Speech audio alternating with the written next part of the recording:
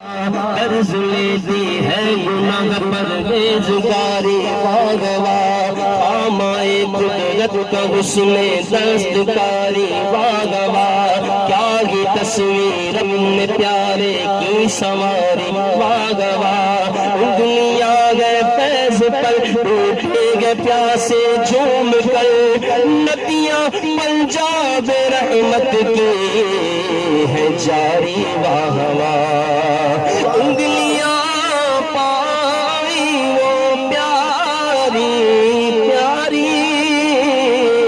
جن سے دریائے کرم ہے جاری جوش پہ آتی ہے جب غم خواری تشنے سیراب ہوا کرتے ہیں تشنے سیراب ہوا کرتے ہیں انگلیاں پائی وہ پیاری پیاری جن سے دریائے کرم ہے جاری جوش پہ آتی ہے جب غم خواری تشنے سیراب ہوا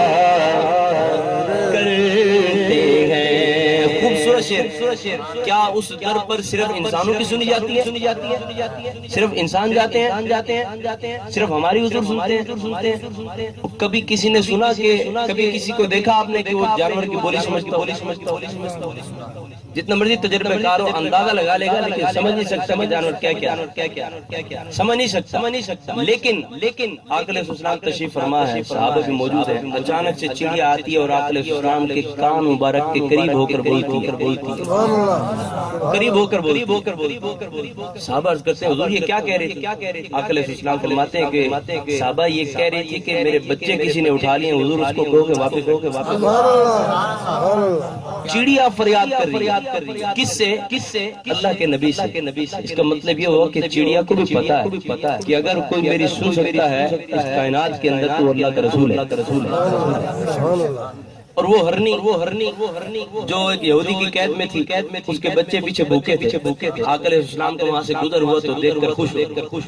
اپنی زبان میں حضور کو پکار کر کہنے لگی یا رسول اللہ اس یہودی سے مہلت لے دیں میں اپنے بچوں کو دودھ پلا کے واپس آ جاؤں آقا علیہ السلام نے یہودی کو فرمایا کہ یہودی چھوڑ دے یہ دودھ پلا کے واپس آ جائے گا عرض کرنے لگا حضور کبھی ایسا ہوا تو نہیں ہے کہ شکار کیا وہ واپس آ جائے لیکن آپ کی زبان پر یقین ہے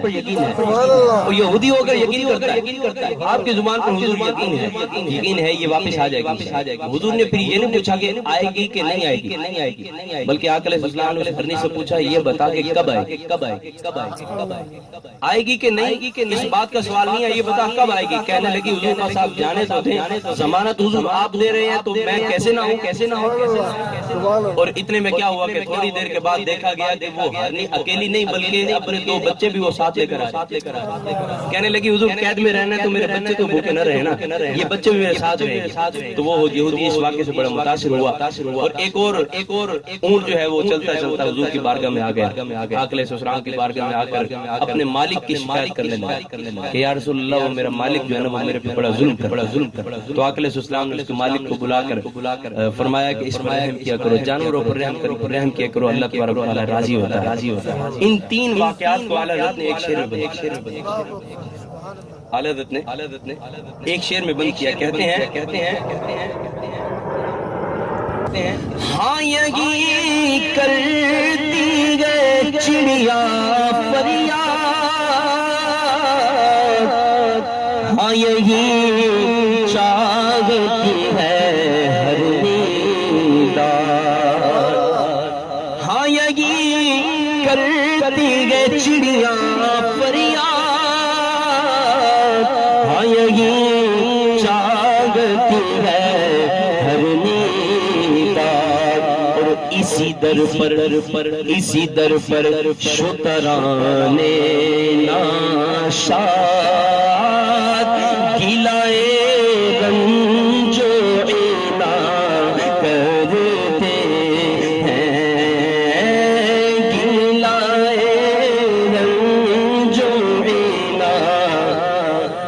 کرتے ہیں، اور تو ہے خورشید رسالت پیارے،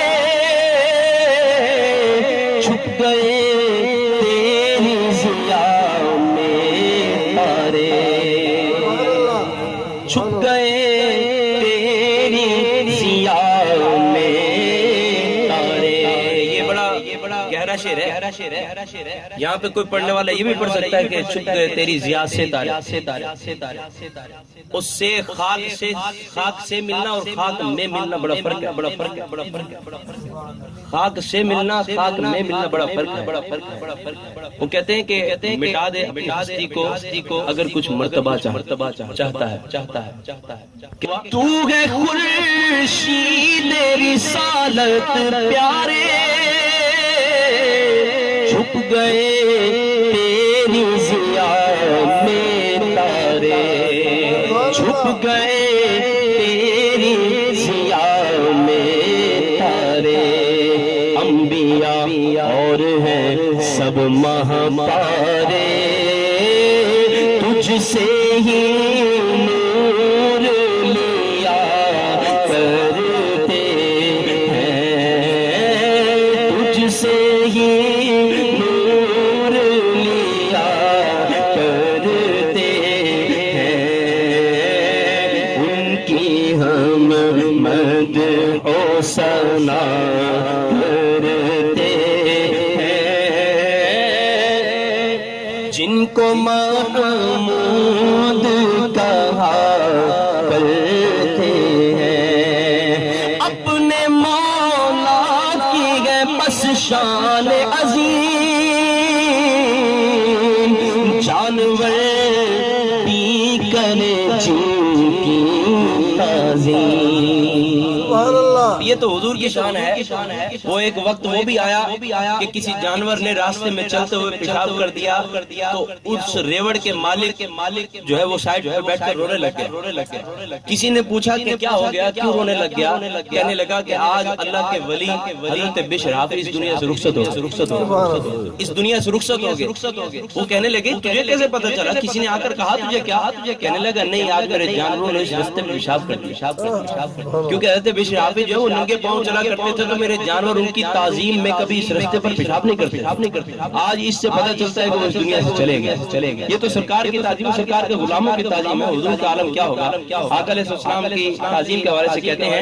اپنے مولا کی ہے بس شان عظیم، جانور بھی کرے جن کی تعظیم، اور سنگ کرتے ہیں ادب سے تسلیم، پیڑ سجدے میں جھکا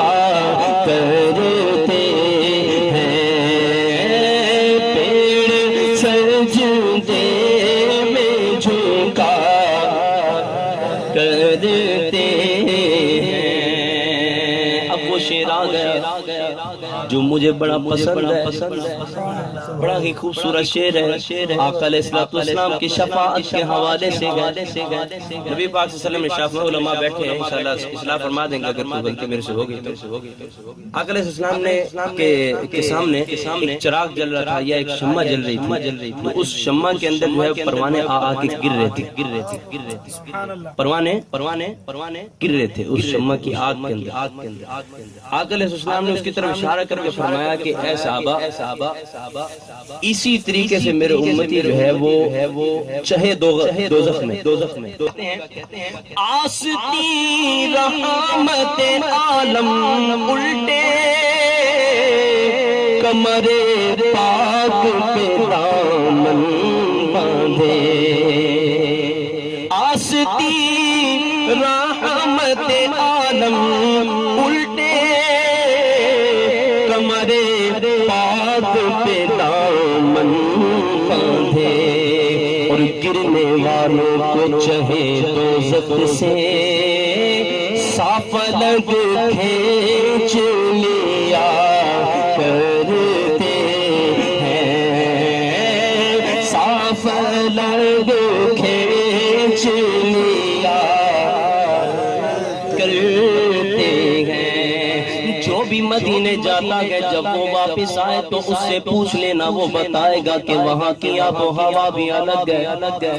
وہاں کی خوشبو بھی الگ ہے۔ اعلیٰ حضرت عظیم البرکت کہتے ہیں میں نے شروع میں بھی کہا تھا کہ یہ جو ہوا چل رہی ہے ہو سکتا ہے کہ کسی کا پیغام ہو سکتا ہے کہ یہ ہوا ادھر سے ہو کے آئی ہو کہ آج محفل مدینہ ہے۔ اسی ہوا کے بارے میں کہتے ہیں، اسی صبا کے بارے میں کہتے ہیں جب صبا آتی ہے طیبہ سے ادھر کھلا اٹھتی ہے کلیاں اکثر، جب صبا آتی ہے طیبہ سے ادھر کھلا اٹھتی ہے کلیاں اکثر، پھول جامہ سے نکل کر پائے رخ رنگی کی سنا کرتے ہیں، رخ رنگی کی سنا کرتے ہیں۔ کلام تو ابھی کافی پڑا ہے لیکن کہتے ہیں اپنے دل کا ہے انہی سے آرام اور سونپ گئے اپنے انہی کو سب کام، اپنے دل کا ہے انہی سے آرام سونپ گئے اپنے انہی کو سب کام۔ لو لگی ہے کہ اب سپر کے غلام چارائے گرد رسا کرتے ہیں، چارائے گرد رسا کرتے ہیں، اپنے دل کا